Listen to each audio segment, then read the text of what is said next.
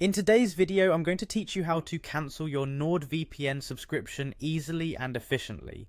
Whether you're switching to another provider or simply no longer needing the service, I'll guide you through the process step by step to make it as smooth as possible. To get started, fire up your favorite web browser and open the page my.nordaccount.com. This is where all the magic happens, as it's your main portal to manage your NordVPN services. Once you're on the site, you'll find yourself at the login screen. Now simply enter your email and password associated with your NordVPN account.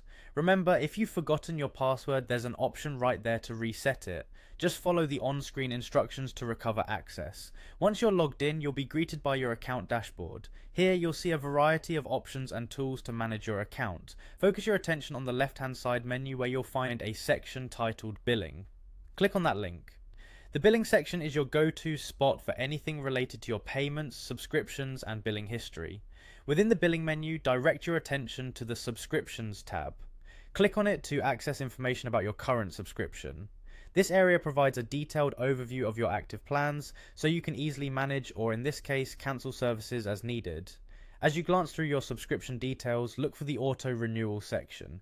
This is where you'll perform the cancellation. Next to your plan, you'll see a cancel button.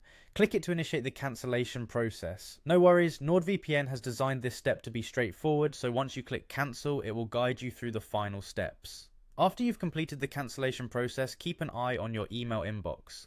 NordVPN will send you a confirmation email confirming the cancellation of your subscription. This is an important step to ensure everything went through properly. If you do not receive this email, check your spam or junk folder just in case. Finally, even though you've cancelled the auto renewal, your plan will still be active until the end of your current billing cycle. So you'll have continued access to their service until that point. This ensures you're getting the full value of what you've already paid for. If later you decide to resubscribe, you can do so easily by following similar steps to choose a new service package.